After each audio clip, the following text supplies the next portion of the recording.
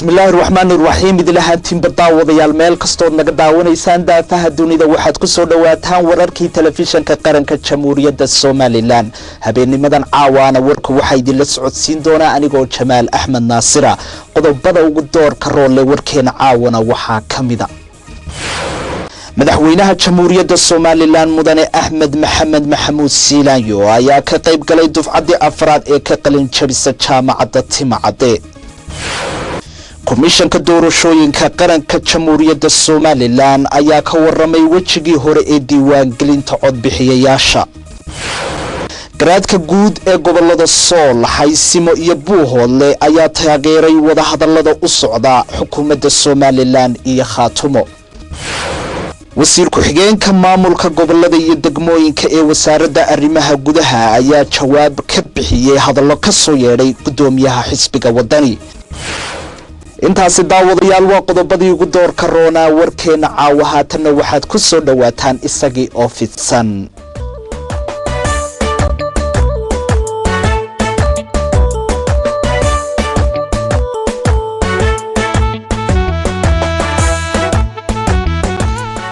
madaxweynaha Jamhuuriyadda Soomaaliland mudane Axmed Maxamed Maxamuud Siilaanyo ayaa ka qayb galay dufcadii afraad ee ka qalin jabisa jaamacadda Timacade warkaasi haddaba waxa inoo haya wariyahayaga aalaaba madaxweynaha noola socda Axmed Saki Daahir Xasan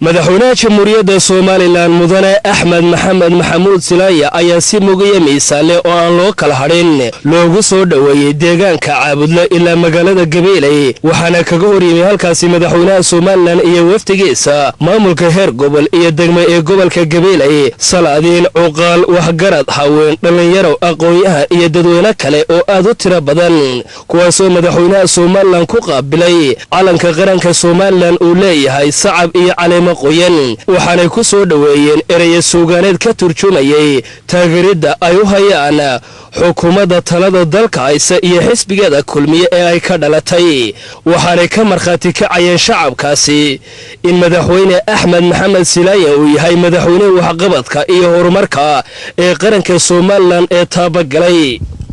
wafdiga ballaaran ee uu hogaaminayo madaxweynaha qaranka Soomaaliland mudane Axmed Maxamed Siilaanyo ayaa markii uu soo gaaray gudaha magaalada Gabeeley waxa uu ka itimay dhinaca jaamacadda Timacade oo ujeedadiisa koowaad ahayd madaxweynaha Soomaaliland oo dareensan sida ay lagama maarmaanka u tahay in la dhiirigeliyo lana qiimeeyo aqoonyahanka sanad kasta ka aflaxaya kana qalin jabinaya jaamacadaha kala duwan ee dalka ayuu ka qayb galay xaflad si dhiiran loo soo agaasimay oo lagu dhawaaqayay dufcadii afraad ee ka qalin jabisa jaamacadda Timacade ee gobolka Gabeeley taasoo munaasabadaasi lagu qabtay xarunta jaamacadda Timacade madaxweynaha Soomaaliland waxa kala qayb galay marwadiisa marwa Aamina Wari Sheekh Maxamed Jirdeen xubno ka tirsan golaha wasiirada gudoomiyaha xisbiga talada dalka ee kulmiye maamulka heer gobol iyo degmo ee gobolka Gabeeley salaadiin waxgarad aqoonyahan waalidka ay ubadkoodu ka qalin jabinayaan jaamacadaasi iyo ardayda ka baxday oo tiradoodu ay dhammayd 100 arday xafladaasi waxa ka hadlay gudoomiyaha jaamacadda Timacade Dr. Cismaan Yuusuf Magan waxa uu ka waramay sooyaalka taariikheed jaamacadaasi iyo ardayda ka qalin jabisay markaan arkay diiwaangeliyaha ama registerarka jaamacadda gradeski ardayda ee uu hadda ay soo gudbiyay anna aan ku qancay markaan arkay dhiinka jaamacadda qoraaladii iyo dokumentigii ardayda gradeskooga ay soo gudbiyay isla markaa anna aan ku qancay waxaan mudana madaxweyne ardaydan hortaada joogta aan qiraynaa in ay mutaysteen gradeska digriga iyo diblomooyinka taas oo ay xaq u leeyihiin in la siiyo maanta laga bilaabana waxaan jecelahay ardaydaasi in iyaguna ay gartaan xaqa waddanka ku leeyahay suldaan ismaaciil suldaan cabdiraxmaan oo ku hadlayay madax dhaqameedka gobolka gabiley oo isna halkaasi ka hadlay ayaa madaxweynaha somalilan ku hambaliyeeyey waxqabadka uu dalka ka hirgeliyey gaar ahaana waxa uu soo dhoweeyey wasiirka cusub ee madaxweynaha somalilan uu magacaabay arrimaha gudaha barasaabka gobolka gabiley xamse maxamed cabdi iyo maayirka magaalada gabiley maxamed amiin cumar cabdi oo iyaguna halkaasi ka hadlay ayaa soo dhoweeyey madaxweynaha somalilan booqashada uu ku yimid gobolka gabiley waxaanay hambalyo u direen ardayda qalin jabisay madaxweyne waxa ku soo dhaweynaya dadweynihii reer gabiley ee aad islahaydeen waxay ku leeyihiin gacmo furan ku soo dhawow waxaan aad iyo aad u hambaliyaynaynaa ardayda maanta halkan ka qalin jabinaysa waxaan idin leenahay hambaliyo halkan inaan uga mahadnaqo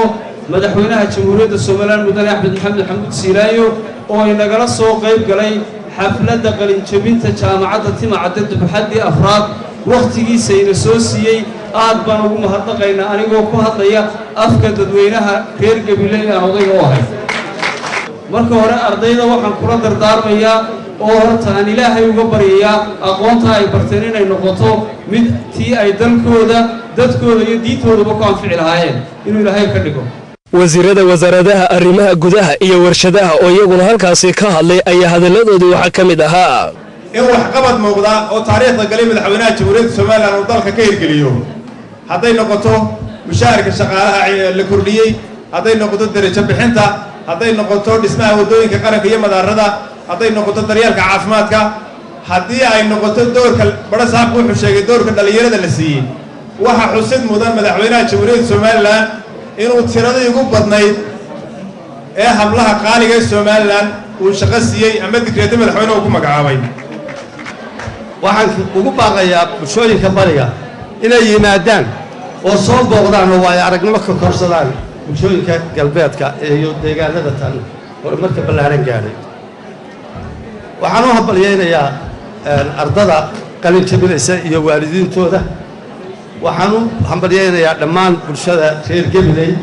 gudoomiyaha xisbiga talada dalka ayaa kulmiye ahna musharax madaxweyne ee xisbigaasi kulmiyeen oo halkaasi ka hadlay ayaa hambalyo u diray ardayda qalin jabisay waxaanu ka hadlay oo kale 6 goobood ee aan laga qaban diiwaangelinta codbixiyaasha isagoo ka hadlaya arrimahaasi waxa uu yidhi halwaa hambalyo ardayda maanta qalin jabinaysa jaamacadda macallimiintooda waalidkii waxa ku soo tabcay iyo qaranka waxaan ugu hambalyaynayaa guusha maanta ay gaadheen da'yartaa jaamacadda jabisay hambalyo waxaan idin rajaynayaa mustaqbal khayr leh barwaaqo noloshiinna iyo aakhiro san xuduudka degmadii dhistarigii loola jiray hargeysa ee 1960kii iyo dhistarigii loola jiray boorama xadkooda waxaa qoray oo saxeexay ingiriiska waana la yaqaanaa wax alliyo waxadkaa laga bedelayaa oo midna ka kala gudbaya ma jiro dadweyne waa ku iimaan qabeen inuu xuduudda gobolladu tahay 60kii distoorkuna sheegay xeerka dowladaha kuma sheegay waxaan ku darayaa haddii dadku qoonsadaan oo cid wax qoonsa binaad baynu hayeen in loo wada hadlo sidii arrintaa loo sixilaa la isfaham lahaa ee aan weliba dadka mudakarka ah hadduu siyaasi iyo hadduu madaxweyne yahayba aanu erayo dhiifoon habboonayn miidiyaha la iska gudbinin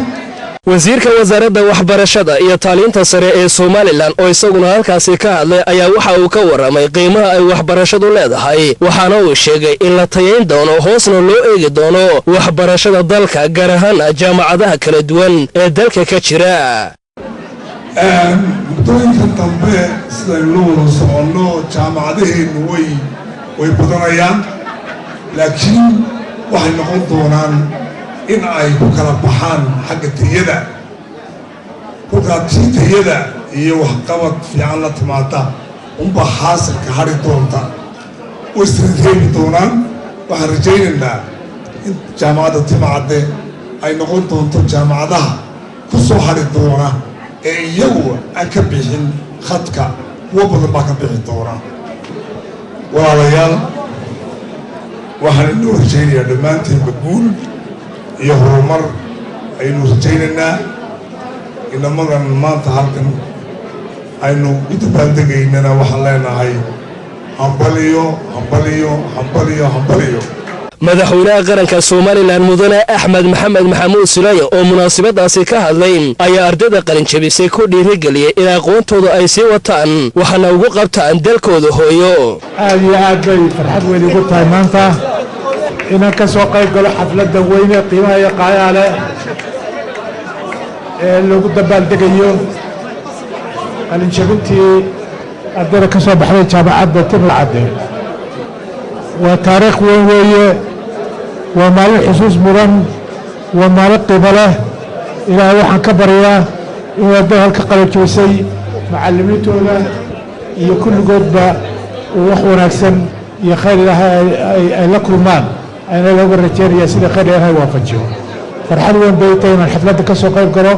waxaan leeyahay kuwii guulaysta noqda kuwii dalkooda iyo dadkooda anfaca noqda insha allahu tacaala halkaanaynu hore uga sii tallaabsanno oo dalkeenna uga sii maro ayaa loo baahan yahay madaxweynaha Soomaaliland ayaa shahaadooyinkii ku maamusay 10kii arday ee ugu sarreeyay ardayda qalin jabisay geesta kale madaxweynaha Jamhuuriyadda Soomaaliland mudane Axmed Silaaye ayaa si rasmi ah u dhagax dhigay laabka jaamacadda Timcadde ee gobolka Gabiley kuwaasoo ardaydu ay baahi weyn u qabeen laabkaasi jaamacadda Gabiley ayaa jirtay muddo 6 sano ah أحمد سكدار عصان عبد الله علي صودي تلفزيون كغرق سوماليلاند قبل كجبيلة جارهانا جامعة تمعدة قبل كجبيلة komishanka doorashooyinka qaranka Jamhuuriyadda Soomaaliland ayaa ka warbixiyay wajigii koowaad ee diiwaangelinta codbixiyayaasha ee gobolkaasi Sool sida warkan inoogu hayo wariyahayaga halkaasi nooga soo warama Barkhad Umar Ahmed wajiga koowaad ee diiwaangelinta codbixiyayaasha doorashooyinka Jamhuuriyadda Soomaaliland oo toddobaadkii u dambeeyay ka socday gobolka Sool ayaa lagu soo gabagabeeyay xarunta gobolka Sool ee Laascaanood iyadoo dhammaan shaqaalaha komishanka doorashooyinka qaranka iyo waliba gaadiidkoodiiba ay si nabadgelyo ah ku soo gaareen xarunta gobolka Sool ee Laascaanood duuliyiinta komishanka heer qaran heer gobol heer iyo waliba heer goobeed ayaa ku sugnaa xarunta komishanka doorashooyinka qaranka ee magaalada Laascaanood waxaana ku weeliyay kulankaasi hoggaanka howlgelinta ciidanka qaranka Jamhuuriyadda Soomaaliland sareeye guud Maxamed Aadan Saqadhi iyo waliba hoggaanka dhismaha ciidanka biliiska Jamhuuriyadda Soomaaliland iyagu door muhiim ah ka qaateen nabadgelyada ayaa halkaasi warbixin kooban ugu waramay warbaahinta muddadii 7 cisho ah ee diiwaangelintu ka socotay guud ahaanba gobolka Sool iyagoo sheegay in si wanaagsan ku soo dhamaatay wajigii hore ee diiwaangelinta doorashooyinka ee gobolka Sool ugu horreyn waxay mahadnaq ballaaran soo jeediyeen cid kastoo ka qayb qaadatay muddadii ay diiwaangelintu ka socotay guud ahaanba gobolka Sool waxaa shalay noo soo xidhmay diiwaangelintii aanu ka bilownay gobolka Sool iyo degmada Buuhoodle ee Togdheer ka midka ah fayskii hore fayska horena waxa weeyaan 7 cashe xawliga ahayd ee ka soconaysay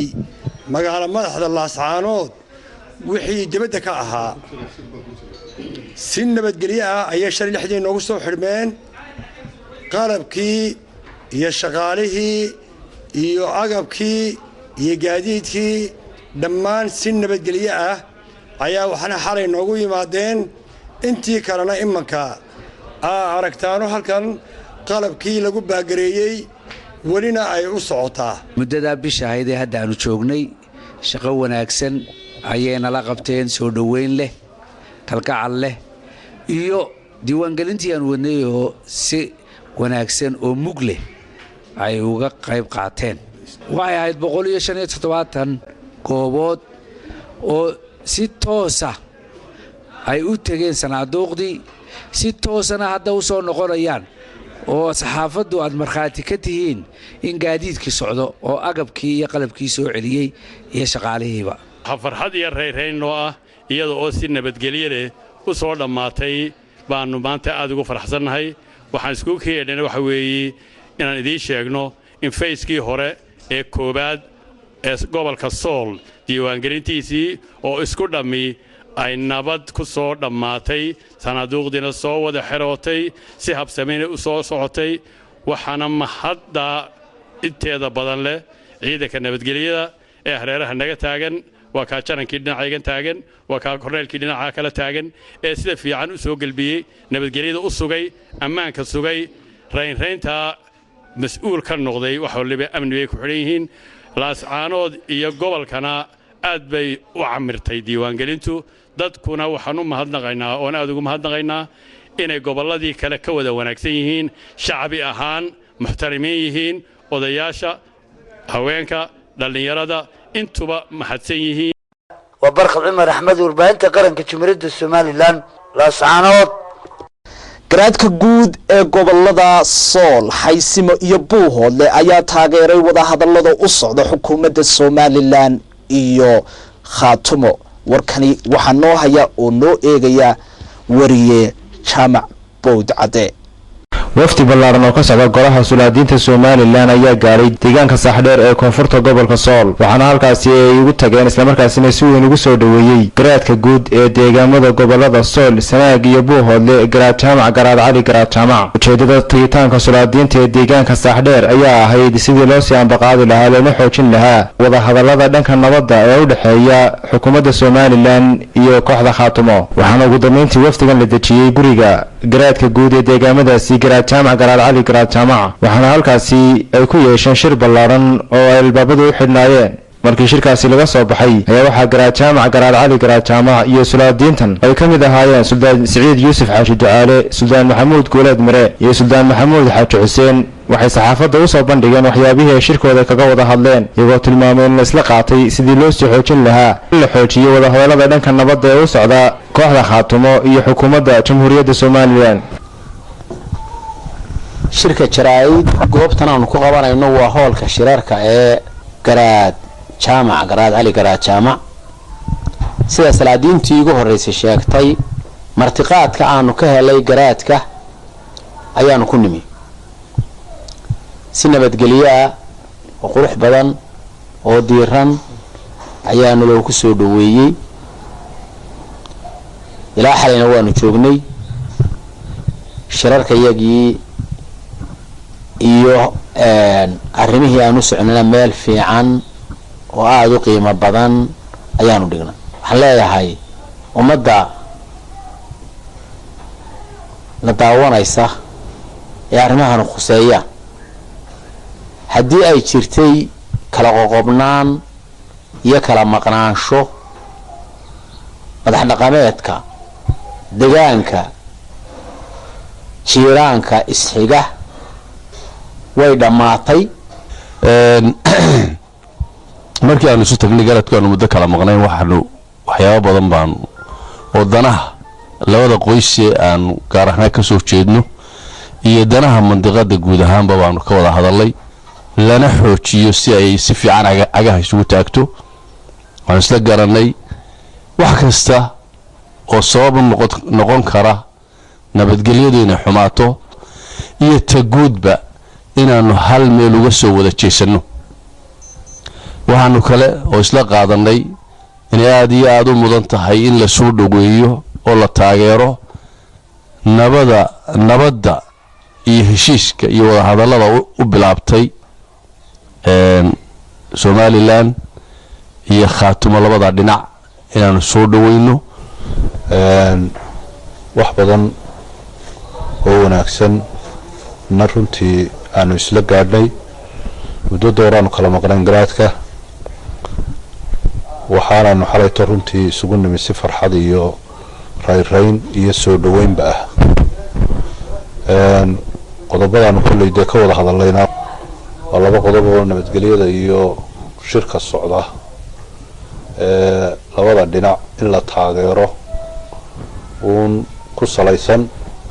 waxaan runtii u gudbinayaa hadalka garaadka oo kolley hadalka mucdiisa odhan doona aanu kale hello socdaalkay noo soo socdaaleen imaanshahay noo yimaadeen waa ka mahad celinayna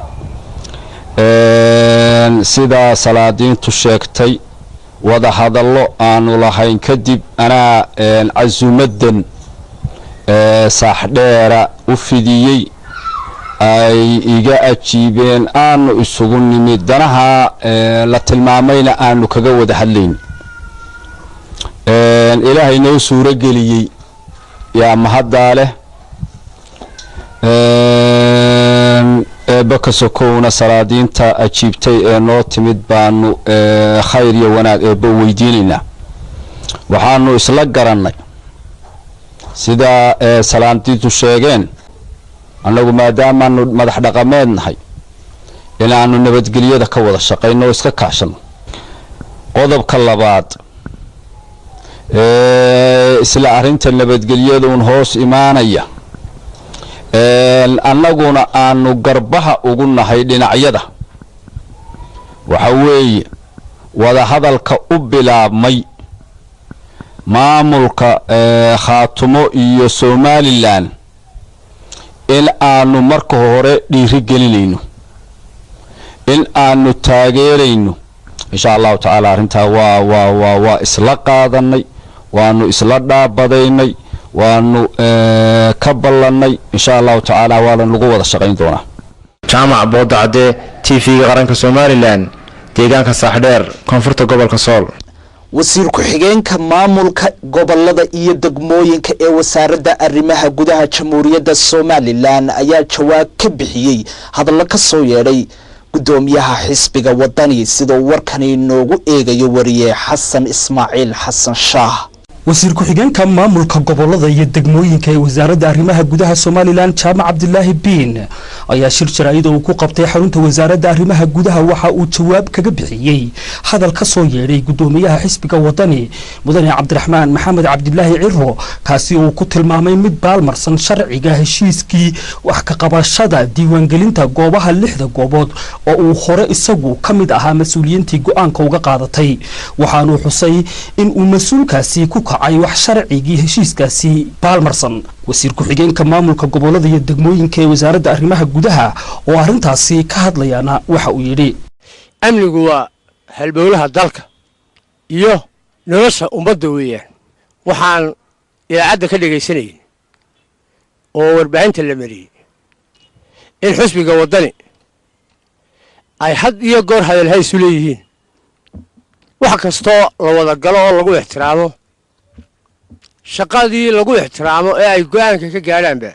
marka la fuliyo inay ka daba hadlaan taasina ay u dhibayso wax inay daacadnimada xisbinimadoodu inay saxiix tahay iyo inaanay saxiix ahayn halkaa ay ummaddu ka garan karto inaanay daacadu ahayn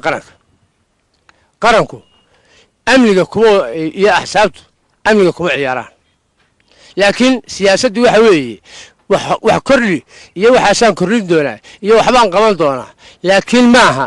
inuu qofka muwaadinka ah uu khalkhal geliyo marka dawladdu amar soo saarto uu isaguna wax kala sheego waxaan ka maqlaynay warbaahinta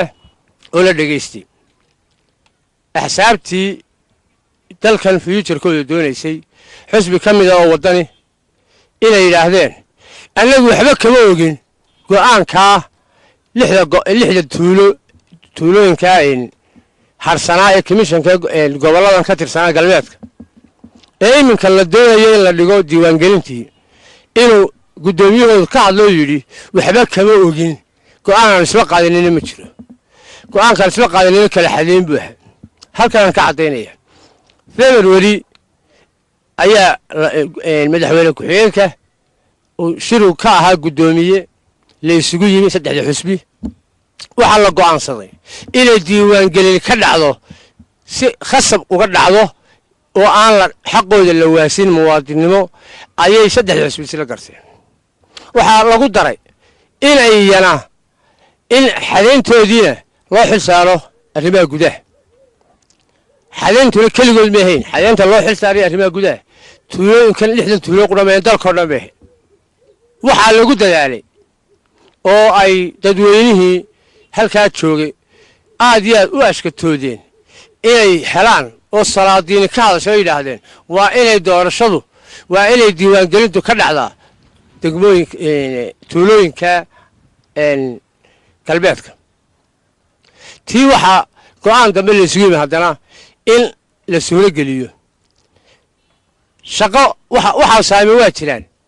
laakiin xaqa muwaadinka waa dastuuri وحسن إسماعيل محمد عول عبد كاهن تلفزيون كقرن كسوماليلان magaalada Hargeysa. wasiiru dowlaha cusub ee wasaaradda arrimaha dibadda iyo iskaashiga caalamiga ah ayaa xilkii kala wareegay wasiir ku-xigeenka wasaaraddaasi ahna kusimaha wasiiru dowlaha wasaaradda arrimaha dibadda. warkani waxaa noo eegaya oo haya wariye xasan faarax qamaam. madasha xil wareejinta wasiiru dowlaha cusub ee wasaaradda arrimaha dibadda maxamed mixile boqorre waxaa ka soo qayb galay wasiir ku-xigeenka kusimaha wasiirka agaasimaha guud gudoomiyaha gobolka Togdheer qaar ka mid ah safiirada Somaliland ganacsato shaqaalaha wasaaradda arrimaha dibadda iyo xogayaha xisbiga ucide. ugu horeyn waxaa munaasabada xil wareejinta ka hadlay agaasimaha guud ee wasaaradda arrimaha dibadda Cabdiraxmaan Abdeeq wuxuuna ka waramay waxa ay ka kooban tahay oo warbixin ka siiyay wasiir dowlaha cusub. waxaan noo farxada ka wasaaradda ahaan maanta inuu firfircoontiisii maanta nagula soo biiray inkastoo aan ka soo qayb galin xafladiisii maalintii wuxuu ballan qaaday inuu taafka dowladda waxaan leeyahay rajaynayaa intaa uu joogo inay gacantiisa ka timaado maxay ahayd tiimka uu shaqaynayo maxay ahayd ictiraafka ilaahay rajaynayaa wasaaradda wuxuu qaadaa dhaqaalo badan oo lagu raadinayo ictiraafka sidii loo heli lahaa marka waxaan leeyahay xille aad iyo aad maanta u nasiib badan yahay maadaama uu la yimid amba uu ku soo beegmay goor dadkii ku habboonaa la keenay wasaaradda. gudoomiyaha wakaaladda qurba joogga Somaliland Cabdi Cabdilaahi Xirsi ayaa isaguna ka waramay guulaha ay wakaaladdu ku tallaabsatay iyo siyaasadda uu ku hago wasiirka wasaaradda arrimaha dibadda Dr. Saad Rashid wasaaradda iyo kaalinta ay wakaaladdu ku leedahay wada qurba joogga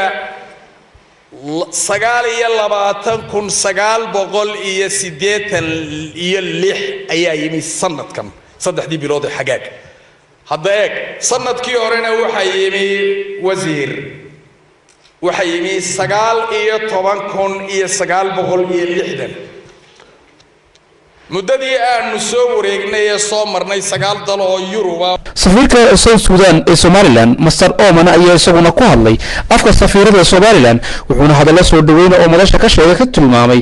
inuu ka mid yahay aqoonyahanka Maxamed Mixile Boqorre isla markaana uga baahan yahay inuu dadaal ku soo kordhiyo wasaaradda arrimaha dibadda. alxamdulillah ilaah baa igu simay sharafna wayta Maxamed Rashiid waanu ducaynaynaa in ilaahay caafimaad sariicana inuu siiyo ayaanu ducaynaynaa. waxaanu saday nin wuxuu ahaa Somaliland xanuunkiisii lafi ku jabtay in badanna wuu jiifay imigana waa ka soo qayb geli kari waayey xil wareejintii ilaahay iidankii waxaanu rajaynaynaa caafimaad kaamila inuu ilaahay siiyo. gudoomiyaha gobolka Togdheer Maxamed Ibrahim aadan qabo ayaa isaguna munaasabada hadal ka jeediyay wuxuuna ku sifeeyay Maxamed Mixile Boqorre inuu yahay aqoonyahanka dalkan leeyahay isla markaana looga baahan yahay inuu ka qayb qaato baadidoonka loogu jiro ictiraafka Somaliland inay dunida ka hesho. laba nin oo igu qaaliya runtii labadaba aan la saaxiib ahaa Dr. Maxamed Rashiid iyo Maxamed Mixile Boqorre oo laba nin oo runtii ku suntan taariikhda Somaliland labaduba laba nin oo u qalma maskabkan iyo mid ka sareeyaba ah. munaasabada waxaa isaguna hadal ka jeediyay wasiir ku-xigeenka wasaaradda arrimaha dibadda ahna kusimaha wasiirka wasaaradda arrimaha dibadda Axmed Aadan Ismaaciil Axmed Ikeyse wuxuu ka waramay taariikhda soo jireenka ee wasaaradda iyo inta mas'uul ee wasaaradda isu bedelay. wasiir dowlihii hore ee wasaaradda arrimaha dibadda iyo iskaashiga caalamiga ah mudane Maxamed Rashiid Sheekh Xasan oo ahaa aanu ugu talagalnay munaasabadan inuu xilka ku wareejiyo isla markaana aanu ku sii sagootino maadaama uu wasiiru dowlaha ahaa wasaaradda arrimaha dibadda iyo iskaashiga caalamiga ilaa 2011 nasiib darro may suurtagelin xaalad caafimaad awgeed. markaa sidii hore baan u sheegnay waa u ducaynaynaa laakiin xafladdeena maadaama aan ugu talagalnay sagootin iyo soo dhaweyn iyo xil wareejinba way halkeedii ayay kasii soconaysaa. waxaa kaloo halkan isna ku xiga wasiiru dowlaha cusub oo isagana Maxamed Mixile Boqorre oo isagana halkan ku soo dhaweyn doono maantana xilkan ku wareejin doono. gabagabadii waxaa hadal ka jeediyay munaasabada xil wareejinta wasiir dowlaha cusub ee wasaaradda arrimaha dibadda maxamed mixile boqore oo ka warramay sida loogu baahan yahay in la barbar istaago maadaama uu maanta xilka la wareegayo isla markaana munaasabada ka sheegay inuu sababo caafimaad darteed u iman waayey wasiir dowladda hore wasaaradda arrimaha dibadda oo xilka la wareegi lahaa maxamed sheekh xasan maxamed wasaaraddan waxay iga soo horreeyay rag xeel dheerayaal ah oo aad uga soo shaqeeyay kana shaqayn jiray muxuu ahaay arrimaha diblomaasiyadda ee caalamiga ah oo sacad iyo waxa sii joogay ragga kaalinaya iyo wasiir ku-xigeenka kaysiyo ragga kaalinaya agaasimaha guud iyo in kale oo badan oo meelaha fadhido oo xarfaan hore waxa weeyaan waxaan ogahay oo ku rajo weynahay inaan haddaan aad baa la ammaanay kartidayda ana waxba la isku dabadaa la iga qanjiriyay taana kartidayda waxba isku lahayn oo waxaan inagu caawin kariyo waxaan ka qaban karaba han wasaaradda ka qabto maalintii dhaweedan la ictiraaf waan soo dhifanaa si yaroo kale aan dhigay waan soo dhifanaynaa baashe waxa weeyaan haddii ilaahay hiba nagu siiyo oo kuwa hibaysan oo wax qaadi karahan nahay waanu soo dhifanaynaa waana daba soconaynaa kana hari mayna sida saddex gobol ka soo wixii laga dhacay doonaya sanadaha badan waa sawirkuna waa isku yareegay haddii ilaahay ilaaho waxaan ku dadaali doonaa waadii ballan qaadeen inaad ila shaqaysaan anna waxaan ku dadaali doonaa axmed geesow inaan dadaalka ugu weyn inila galo inaan meelahaaga intaan macadka dhisayay iyo intaan hay'adda shaqaalaha joogayba dibadda laftigeeda waan ka yar dacwo jiro waxaan la jiro waan Soomaaliland oo ictiraaf baan doonaya waxaan ku adeeg ku buuq jiro meelaha gaalada waan yar jiri jiro haddii ilaahay ilaaho imikana waaba imika soo daray waaba imika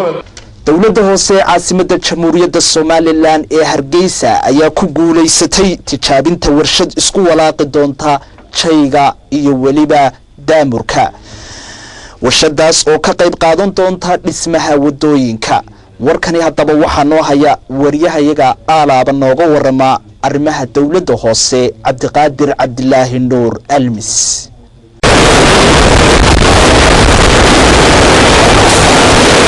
dowladda hoose caasimadda Hargeysa ayaa saaka hirti waa berigii ku guuleysatay istaarka warshada asfal balaan mixerka ama warshada isku walaaqda jayga iyo daamurka taasi oo howsheedu ka socotay xarunta sayidka dowladda hoose caasimadda Hargeysa ay ku leedahay buurta Naas Abaarso ee galbeedka caasimadda Hargeysa hore loo tijaabiyay karashak waxaana warshadan tijaabadii ugu horeysay ee bilowday saaka duqa caasimadda Hargeysa mudane Cabdiraxmaan Sooteeko xogayaha fulinta dowladda hoose caasimadda Hargeysa mudane Axmed Darajo xildhibaan Cabdi Siisto xubno ka mid ah agaasimayaasha dowladda hoose caasimadda Hargeysa ayaa ka hadlay qorshaha mustaqbalka dhow ee horumarinada caasimadda Hargeysa iyagoo sheegay in dhawaan la dayactiri doono wadooyinka caasimadda Hargeysa taasi oo ay qayb ka noqon doonto warshadan iminka la tijaabiyay xildhibaan Cabdi Aadan Habane Siisto mas'uulka dowladda hoose caasimadda Hargeysa u qaabilsan xarunta Naas Abaarso ayaa ka warbixiyay hawsha ka socota xarunta Naas Abaarso isagoo sheegay in hore loo tijaabiyay karashaka iminka saaka la tijaabinayo warshadan isku walaaqi doonto jayga iyo daamurka asfal balaada oo industriyada wali hore Soomaaliya iyo Somaliland mid wala ka sameeyo qalabka ka yaala wadada oo kari kara oo kayba bul waa inuu qabto wadooyinka magaalada wax badan qaar cusub inay dowladda hoose wixii laga filayay ay si dhaqsaayib ku qaban karto maanta waxaan ku jirnaa tijaabadii waxa la istaaday qalabka halka ku argaysan asfal balaada oo karakter isagu dhamaystiray iyo production kiisi baa socda marka hore sawirradana waa ka arki doontaan halkan waxa yaala defecti oo iyo laftigeeda tijaabadii monitoringkeegii iyo hawsheedii si dhamaystiray dhawaan bishan gudaheedana waxa laga yaabaa inaan wadooyinka xogayaha fulinta dowladda hoose caasimadda Hargeysa mudane Axmed Darajo ayaa golaha deegaanka caasimadda Hargeysa ku amaaray inay ku dhiiradeen inay keenaan qalabkan iyo rasuulkiisa waxa runtii farxad weyn bay noo tahay in la tijaabiyo qalabkii oo si fiican u qurxoon u soo bixi doono iyadoo runtii ay qayb weyn ka qaadan doono wadooyinka dalka oo dhan iyo golihii deegaanadii hore ka horreeyay waati golaha deegaanka hadda taagan beel dahab ayuu ka qaaday qalabka baaxadaan duqa caasimadda Hargeysa mudane Cabdiraxmaan Maxamuud Caadi Sooteeko ayaa ka hadlay tijaabada lagu sameeyay warshadan isku walaaqi doonta jayga iyo daamurka waxaa tijaabadii ku jira asfal balaankii la istaaray halkan aad ka arkaysaan oo qaybtii ay hadhay wuxuu ahaa productionkii ma hadhay warshadii oo dhan la tijaabiyey insha allahu tacaala protesting weeyi testiguna markuu productionka soo saaro waxa uu dadweynaha caasimadda Hargeysa ugu baaqay inay soo dhaweeyaan horumarinta ay dowladda hoose ay ka wado caasimadda Hargeysa isla markaasina iska bixiyaan cashuurta ku waajibtay si loo hirgeliyo wadooyin bilicdeedu aad u sarreyso waxaan leeyahay shacbiga gacantaadii baa hadhay gacantaada haddii aydan annagu intii aan doonayno waa dadaalnay laakiin productionku markuu bilaabno wuxuu u baahan yahay lacag badan oo daamu hadday noqoto shidaal hadday staff noqoto hadday noqoto wixii kala shaqeynayo qaaraanka iyo cashuurta waa ka maahimaad cabdiqaadir cabdilaahi nuur telefishinka qaranka Soomaaliland Hargeysa munaasabad ay xilka kula kala wareegayeen agaasimihii hore ee fulinta komishanka la dagaalanka HIV/AIDS iyo agaasimaha cusub ayaa lagu qabtay xarunta Solnak ee magaalada Hargeysa warkaasi waxay noo eegayaa oo goobjoog ka ahaa wariye Cabdi Almis munaasabad ballaaran oo xilka ay kula kala wareegayeen agaasimihii hore ee fulinta komishanka la dagaalanka cudurka HIV/AIDS iyo agaasimaha cusub ayaa lagu qabtay xarunta Solnak ee la dagaalanka cudurka HIV/AIDS munaasabadan waxaa ka soo qayb galay hay'adaha caalamiga kuwa wadaniga saraakiil sare ka tirsan dawladda iyo dadka inta badan daneeya in dagaal la galo cudurka dilaaga ee HIV/AIDS Cabdikariin Xinif oo kamid ah mas'uuliyiinta Solnak ayaa waxa uu ka warramay marxaladihii hay'addan dawliga la aasaasay iyo doorka iyo kaalinta qaranka ay ugu jirto guruujo kamid ah saraakiisha iyo xubnaha sarsare Solnak ayaa isaguna soo dhaweeyay mas'uulka cusub ee loo soo magacaabay hay'adda la dagaalanka cudurka HIV/AIDS marka magaceeda la soo gaabiyo loo yaqaan Solnak agaasimihii hore fulinta Solnak Abdi Cali ayaa si qoto dheer uga warramay muddadii xilkan uu hayay iyo dadaalada iyo guulaha la gaadhay muddadii halkan marka aan joogay muddadaas runtii anigu hore ugama soo shaqeyn shaqadan laakiin waa markii ugu horeysay ee shaqo caafimaad la xidhiidha mas-uuliyaddeeda magaranaysa aan qaado runtii aad baan ugu mahad celinayaa dhammaan komishankii ila shaqeynayay xubnaha halkan fadhiya afarta komishanka la dagaalanka AIDS-ku wuxuu ka kooban yahay 5 xubnood marka aad baan ugu mahad celinayaa muddada ila shaqeeyeen shaqaalaha kale ee Solnak waa la soo gaabiyaa magaca markuu Ingiriis yahay iyagana waan mahad celinayaa dhammaan waxyaha kala duwan ee ka koobantahay hay'addu agaasimaha fulinta ee cusub ee hay'adda la dagaalanka cudurka HIV/AIDS Abiib Axmed Cali ayaa si taariikhaysan uga warramay xilalkii kala duwanaa ee qarankan ka soo qabtay isagoo sheegay inay ka go'an tahay in daacadnimo wadaniyadu ku shaqeeyo xilkan la wareegi doona maanta maaha kii ugu horeeyay waa kii lixaad ee madaxweynaha Jamhuuriyadda Soomaaliland uu ay magacaabay aad baan abaal ugu hayaa sharaf gaar ah iyo qiimo gaar ah ayay leedahay shaqada bani aadamka markaad ka shaqeyso kulli duruufo fara badan oo sida ay sheegeen walaalkii Cabdikariin ayaa jira waxyaabaha fara badan oo waxay jiraan dadku isku qabtaan bani aadamka sida faraha weey runtii waxaa la isku qabto waxyaabo principle qofku aan qaadan karin ma garanaysaa raacdo waxna waa waxyaabo negotiable laga wada hadlo la saxar runtii waxaan aad ugu faraxsanahay inaan hay'adan madaxweynuhu uu madaxda ka yahay uu soo magacaabo hay'adani waxay leedahay laba arrimood quraankiisa subhanahu wa ta'ala ilaahay wuxuu inoogu sheegay marka hore wuxuu yiri kuntu khayra ummatan ukhrijat lin-nas ta'muruna bil ma'ruf wa tanhawna 'anil munkar ilaahay wuxuu inoogu amaanay dadka bani aadamka wuxuu waxatiin ummad loo soo saaray waxaan soo saaray wiil inoogu amaanay inaad tiin ummad wanaagana isfarto xumaantana iska nahay shaqadani qayb kamid ah horta waa qayb waxyaabaha ilaahay uu inoo soo sheegay wuxuu baan rabaa in aan u hambaliyeeyo labada agaasimaha cusub ee halkan loo soo bedelay oo runtii aan u aqaano nin mutacallim ah hal adag oo runtii aan mararka qaar isagoo kale waxay dadka mararka qaar isaga hor yimaadaan raggiisii baan joogin lianna waa nin cadcad marka la isfahmo nin ka qiimo badan ma jiraan laakiin marka hadallada adag ama wax markuu arko ayuu markiiba seefta qaataa aad iyo aad baan usoo dhaweynayaa ilaahayna ku asturo xilkaa ballaaran xubno ka mid a Somaliland ayaa uga mahadnaqay madaxweynaha dadaalka iyo dardargelinta inta badan oo wada ku salaysan in lala tacaalo dadka inta badan uu wajaho cudurka HIV/AIDS. wasaaradda diinta iyo awqaafta jamhuuriyadda Somaliland ayaa deeq kutubada quraanka kariimka ah guddoonsiisay taliska guud ee ciidanka asluubta Somaliland. warkani waxay noo eegaya wariye Xamse Cabdi Qurbaani. deeqdan kutubta quraanka kariimka ay soo gaarsiin wasaaradda diinta iyo awqaafta jamhuuriyadda Somaliland taliska ciidanka asluubta ayaa munaasabad ballaaran oo loo qabtay waxa ka soo qayb galay culimaadudiin iyo taliyaasha ciidanka asluubta. ugu horreynna waxa halkaasi ka hadlay Sheekh Axmed Dibiir Guuleed iyo agaasimaha waaxda wacyigelinta ee wasaaradda diinta iyo awqaafta Sheekh Macalin Maxamed Aadan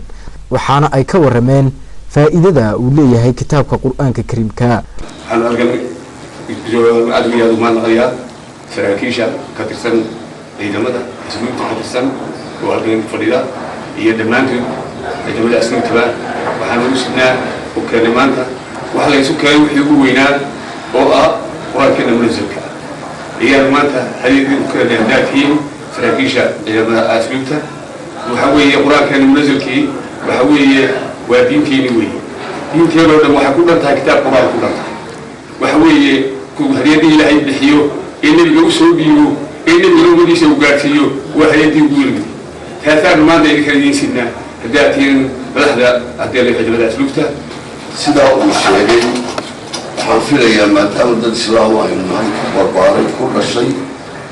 in aynu fahmayno ama garanayno hadiyadda aynu isasiinna qaayaha iyo qiimaha ay cindallahi ka leeday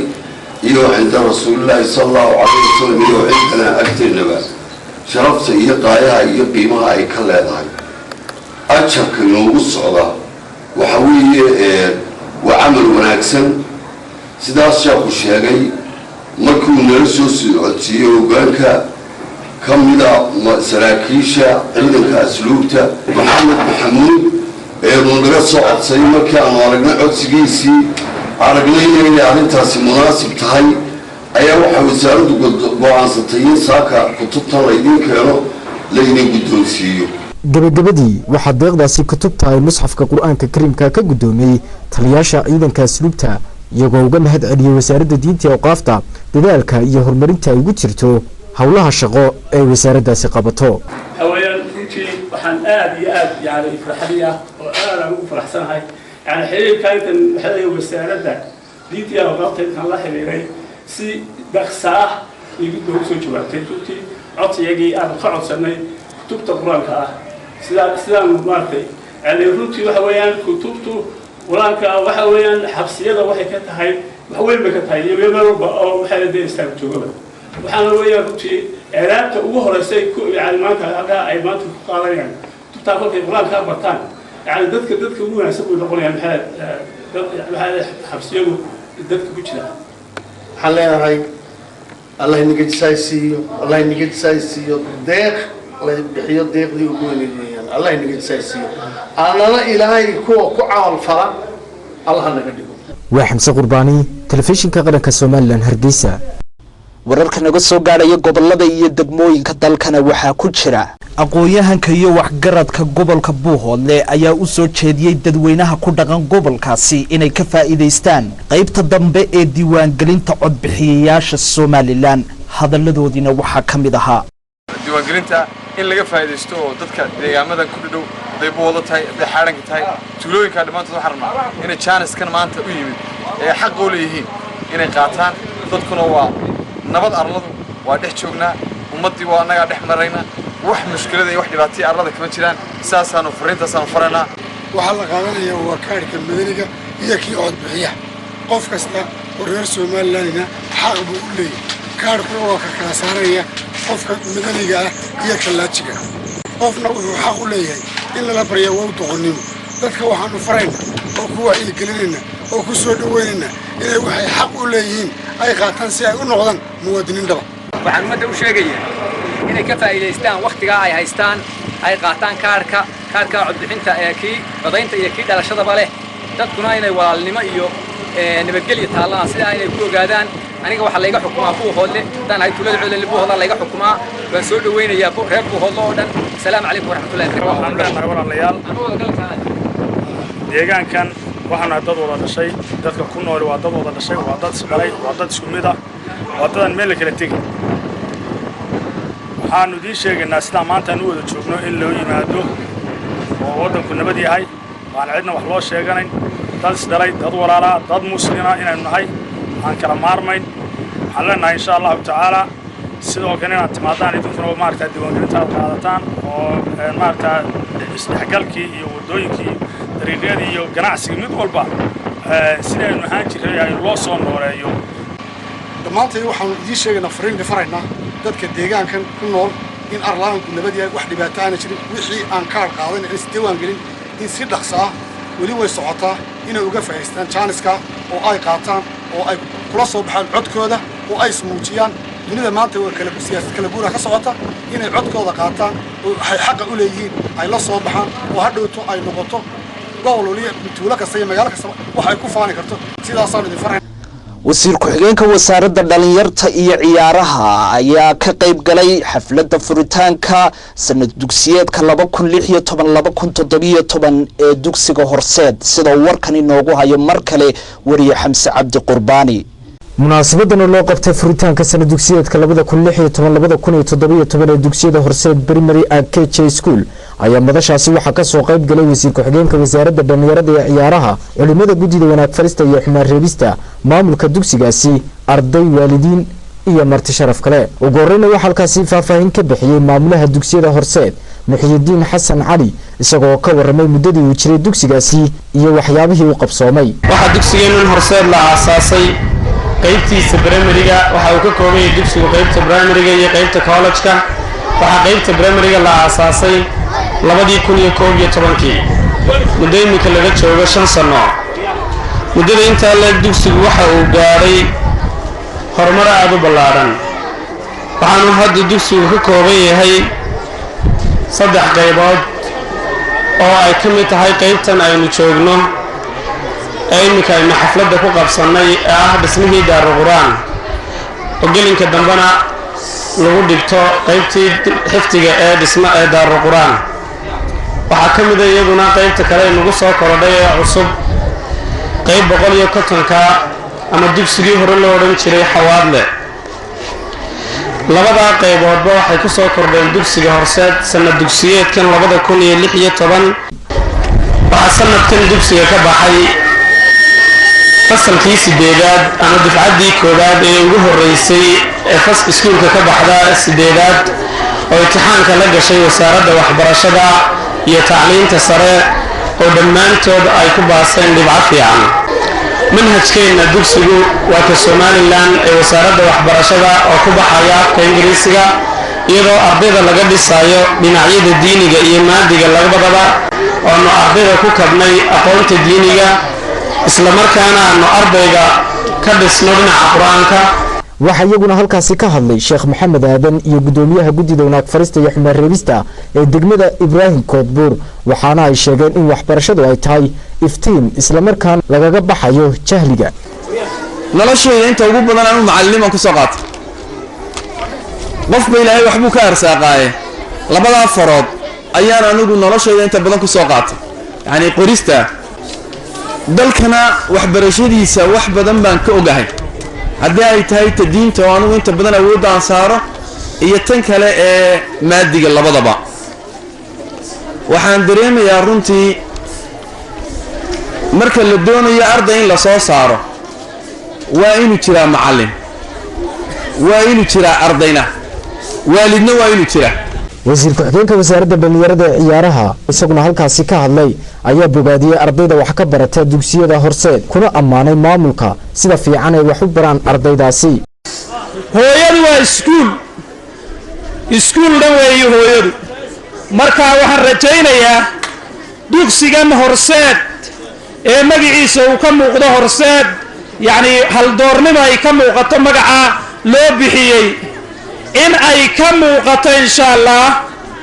tayada waxbarashaduna ay ka muuqato jawdatu tacliim ama quality of education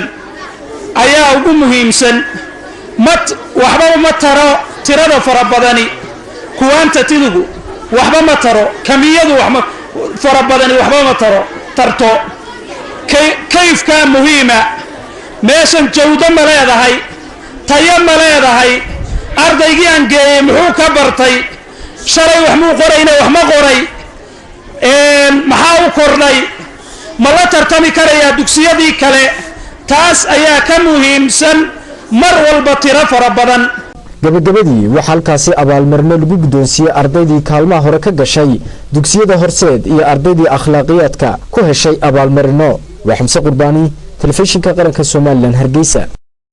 dowladda hoose ee Burco ayaa wadooyin cusub ka banaysay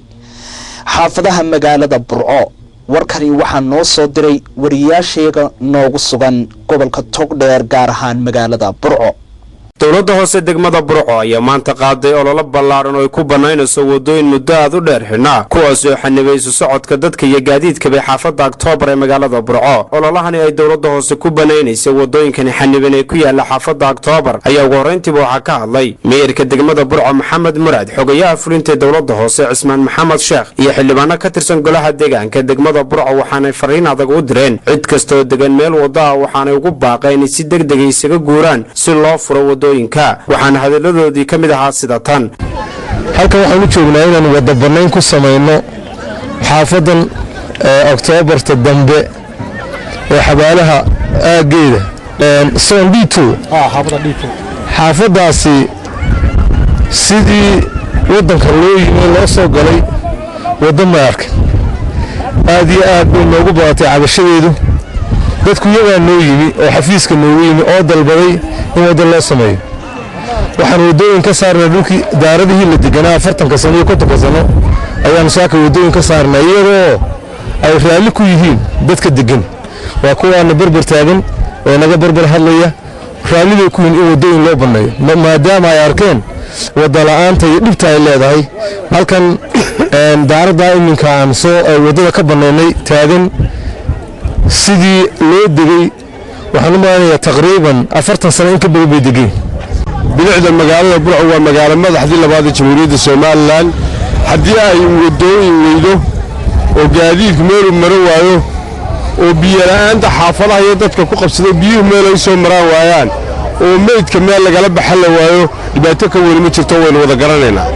aad iyo aad baan waxaan ugu mahadnaqaynaa dadweynaha ku nool xaafadda tan maantaana howlgalka ka wado wadooyinkeedii banaynayno oo iyagu si wanaagsan dadka sukaayo garab taagay noola soo dhaweeyey xaafadan October weliba qaybta dambe runtii waxaa ka socota halkaa hawl aad iyo aad u ballaaran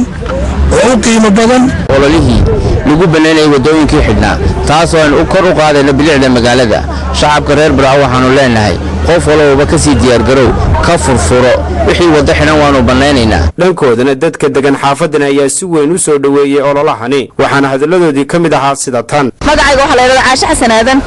waxaan soo dhaweynayaa maayarkayga iyo hawlgalka qolada noo samaysay ee wadooyinka noo banaysay waan soo dhaweynaynaa waana ku faraxsanahay geesta kale mas'uuliyiinta dowladda hoose degmada Burco ayaa in ka badan 16 shirkadood oo kuwa dhismaha iyo qandaraasada u soo bandhigtay qandaraaska laba sariibadood oo laga dhisi doono xaafadaha Maxamed Cali iyo October iyo waliba dhismo laba dabaq oo lagu kordhin doono fooq loo dhisi doono dowladda hoose waa Maxamed Ibrahim British TV-ga qaranka Soomaaliland Burco gudoomiyaha xisbiga talada Soomaaliland haya kulmiye ee gobolka Togdheer Xasan Mataan iyo wafdi ballaaran oo hogaaminayo ayaa kormeer indhaindhayna ku tagay deegaanada iyo degmooyinka galbeed gobolka Buuhoodle oo si absamiya uga socoto diiwaangelinta codbixiyaha doorashadu iyadoo la gudagalay wajigii labaad ee diiwaangelinta deegaanadan u marayay oo kamid ahaayeen Coodale Qorlugud Balicaalale Qabri Hulul iyo deegaano kale oo ka tirsan gobolka Buuhoodle ayaa waxa uu warbixino kaga dhageystay duqeyda odayada iyo dhalinyarada ku hawlan diiwaangelinta kuwaasi oo sheegay inay si wanaagsan uga socoto diiwaangelintu deegaanadan deegaanahan waan soo dhaweynay komishinka iyo qoladan doorashooyinka iyo darawalinta iyo dhammaan deegaanaha waa ka hawlgalay aniguna waxaan doonayaa sidaan ula shaqeeyaano runtii aan wada shaqeyno oo dadkii iyagoo runtii qaarartayna ama kayuu ku jira kayuga la xidhin wixii warbixinaya halkan ka jiray diiwaangelintan ama goobahan ka jiray odayada ka warbixiyey meel hadday shaqa ka socoto kole caqabadana way imanayaan caqabado dabiiciyana way imanayaan kuwo dee maaragtay aan dabiiciyana way imanayaan oo farsamahaan si kale u imanayaana way imanayaan waxaan leeyahay horta marka hore deegaanka iyo komishanka iyo ciidamada ay martidaaba in qolo walba wixii shaqadeeda ay tixgeliso oo ay ilaaliso haba yaraatee laba qof oo wada hadlayana allaha ka dhigee wax qalaanqala iyo isriixriix iyo waxyaala noocaasa kama dhicin iyadoo taas waa waxaan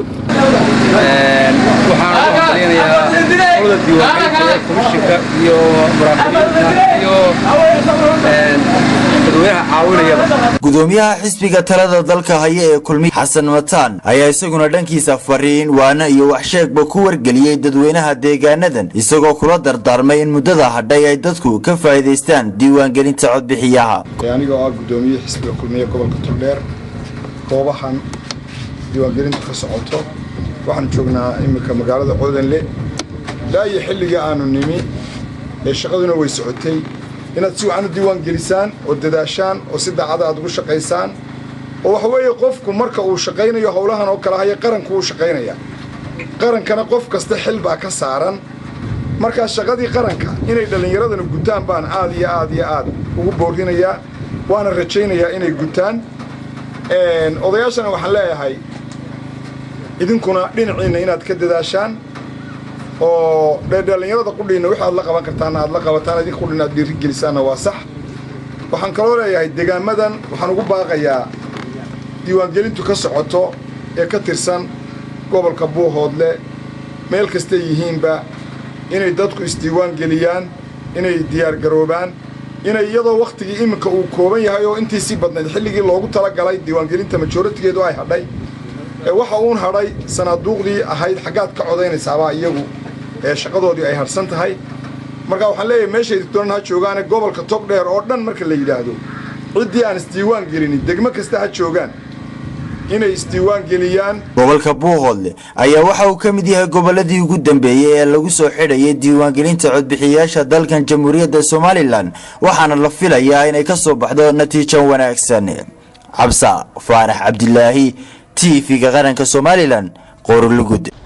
mas-uuliyiinta jaamacadda Hargeysa ayaa deeq gaari ah oo loogu talagalay kulliyadda sharciga ee jaamacaddaasi kala wareegay hay'adda UNDP sida warkan inoogu hayo wariye Cabdicasiis Caydiid Yamani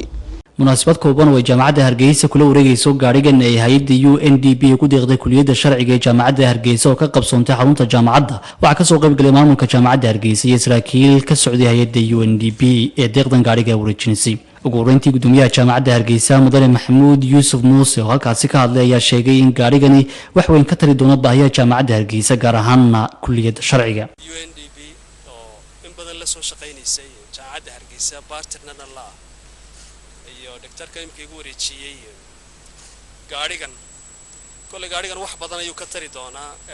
legal clinic oo baahi badan u qabay in ay ugu adeegsadaan meelo fara badan dadka u shaqeeyana waa dad danyara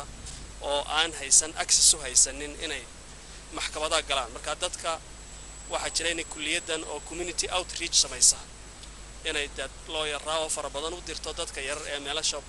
buulasha ama meelaha miyiga ama rural area meelaha ku nool marka gaari ay u baahan tahay mari kara meelaha rafka ah marka aad iyo aad ayaan ugu mahadnaqayaa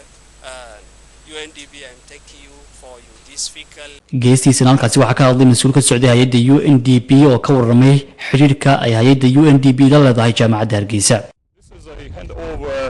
according to our joint work on the rule of law and access to justice.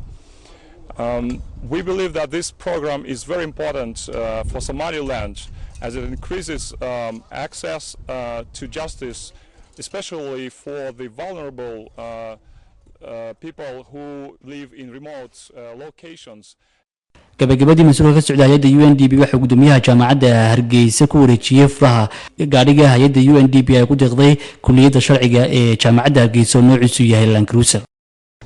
wararka kale daawadayaal idii hayno waxa kamida booqashadan ay hogaanka sare ururka muda ay ugu tageen ubadkii iyo xaaskii ka tagay Rabbi ha u naxariistay fanaanka weyn ee Shay Mirada Carab ayaa waxa ay ahayd booqasho ay ugu korgalayeen sida ay u nool yihiin carruurtaasi iyo sidoo kale xaaskaasi uu ka tagay fanaankaasi ugu horeelkaasi waxa ka hadlay Caabi Mirada Carab oo ay walaalahaayeen fanaankii weyn ee Shay Mirada Carab waxaana uga xogagal warramay ururka muda xaaladda ay ku nool yihiin waqti xaadirkan ubadkan iyo xaaskaasi waxay jecelaysteen maadaama ay booqanayaan dhowr maxay haydiyeen xaafadood oo ay maxay haydiyeen ku dhacday tacsiidii ama maxay haydiyeen agooma ay joogaan oo ay iyagu qudhoodu runtii dadaal wanaagsan u sameeyeen doonayaan bal wixii ay tari karaan inay ku kordhiyaan ama ku biiriyaan sidaa darteed inay maanta iyagana soo booqdaan gurigan ilma cabdillaahi miro dacar ama ilma shay miro dacar wixii uu guddoonsiin lahaana waxaynu ka sugaynaa guddoomiyaha geesta kalena Axmed Ubax oo ah guddoomiyaha ururka muda ee ka dhisan dalka carabta ayaa isaguna waxa uu sheegay in ay hiliyo hoob ay la garab taagan yihiin ubadkan iyo xaaskan uu ka tagay Allah u naxariistee fanaankii weynaa ee shay miro dacar isagoo halkaasi ku guddoonsiiyay qadar lacaga marka aad iyo aad baan ugu faraxsanahay anagu haddaan nahay ururka muda in mar kastaba aanu ka shaqeyno dadka dhibaataysan iyo agoonta iyo dadka u baahan oo inaanu ku qabanno oo aad baan ugu faraxsanahay inaan soo booqanay maanta waan la joogno Cabdillaahi Miro Dacar caruurtiisii ilaahay ha u naxariisto ilaahay jannada raxmad ka waraabiyo amiin intii wixii ilaahay nooga qorayna oo ururka ka socotana insha Allah waxaan ku doonsiinaynaa Caabi Miro Dacar oo ah marxuumka walaalkii aad iyo aad ayaan ugu mahadcelinayaa dadkan soo dhaweeyay geesta kale halkaasi waxa ka hadlay Suldaan Nadiif Sir Jibriil oo tilmaamay sida tan oo reerta dadtooda aad iyo aad u adeedo aad iyo aad baan ugu mahadcelinaynaa waa martii labaad martii saddexaad inuu halta yimid mar walbana tabarucaad boodi ilaahay waxaan ka barnaa miisaanta aakhiro in ilaahay u saara xasinaata aakhiro in ilaahay u saara ninkuna martuu sidaas oo kale wax u wado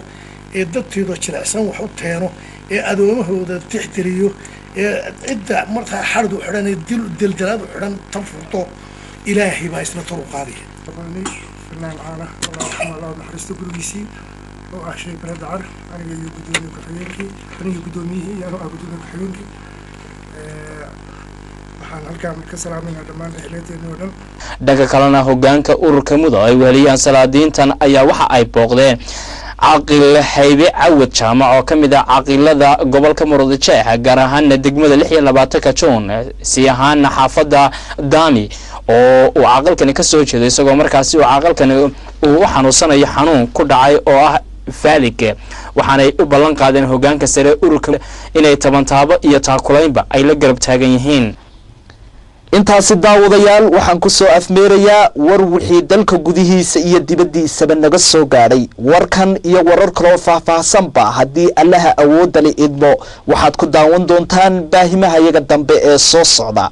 warka waxaa habeennimadan caawa halkan idinkala socodsiinayay anigoo Jamaal Axmed Naasira aniga iyo waliba bahweyntii kale ee warka igala qayb qaadatayba waxaan idinku dhaafaynaa is aragti maqal dambe ka hor assalaamu calaykum waraxmatullaahi tacaala